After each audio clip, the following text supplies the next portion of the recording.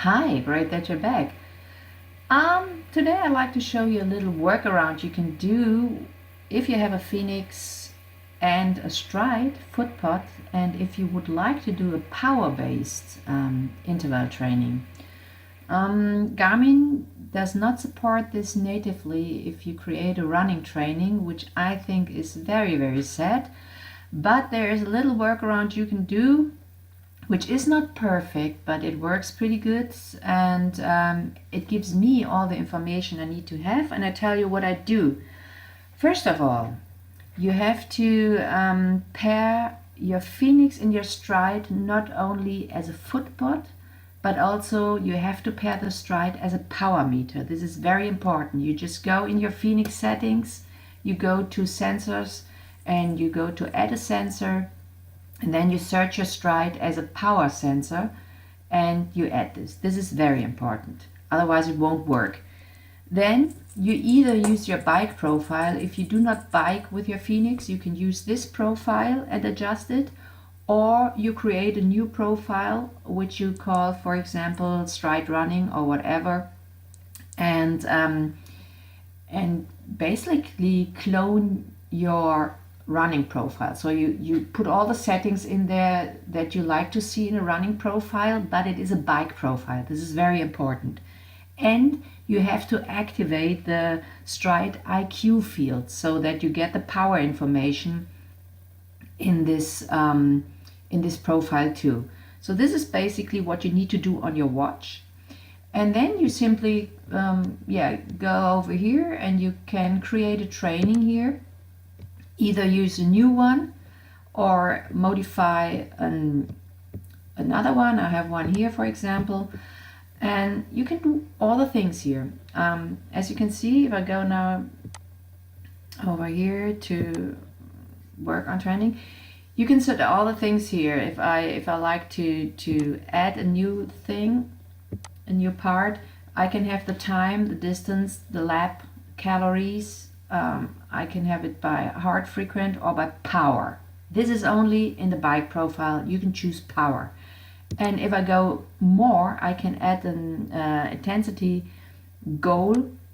And here I can either use one of these. It's like pace, it's speed, it's cadence, it's the heart zones.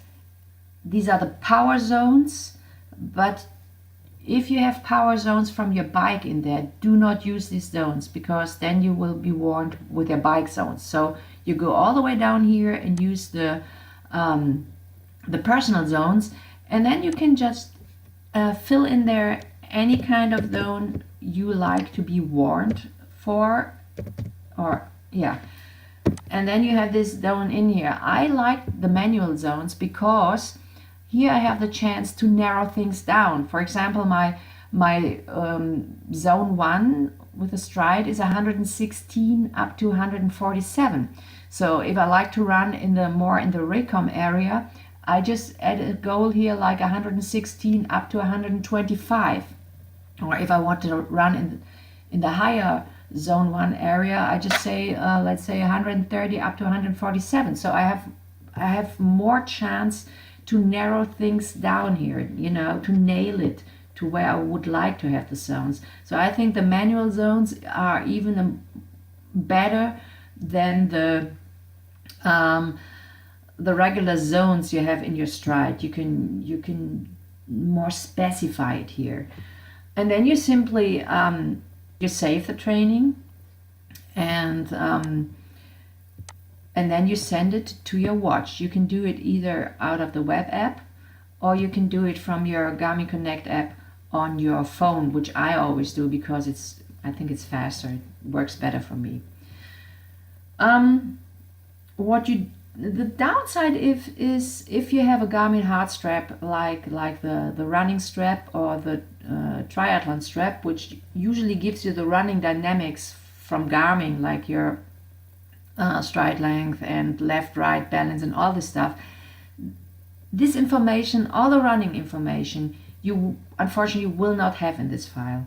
But you will have all the Stryd information. You will have the oscillation, you will have the wattage, you will have your leg spring stiffness, and all these things are there. You will have the pace, you will have everything you used to have except the running dynamics. After you saved your training, so if you run the training and you finished it and you saved it, it has been synced to Garmin Connect. There's one thing you have to keep in mind, and don't forget it, you have to change the activity there. You have to change it from bike to running. So that's the whole secret here. And right now this is the only workaround to do a power-based training and get the alarms, because it will warn you if you're too high or too low in this zone. And I only use it if I do interval or pyramid trainings or stuff like that, where I have different zones I'm training in. If I have a regular run in one zone, I do not use this. Then I use the regular data run field or whatever, or the regular Stryd field that can warn me with alarm. Here I can set different alarms, and I really enjoy training that way. You could also set your zones in here, but only if you do not have a bike with power meters, or if you do not have an indoor trainer that sends power data to the Garmin app. If you do not have this, then you could go to the settings of your Fenix, and you go to the user settings, and here you could enter your Stryd zones, but only if you do not have a bike power meter connected to it, because if you change things here, you will mess up all your regular bike information. So don't mess in there if you have a bike with power meter or an indoor trainer with power meter. Then just set the zones manually when you're creating a training. That's what I do. And yeah. So I hope this little workaround could help you a little bit. And if you have any questions, post them in the comments. And thanks for watching.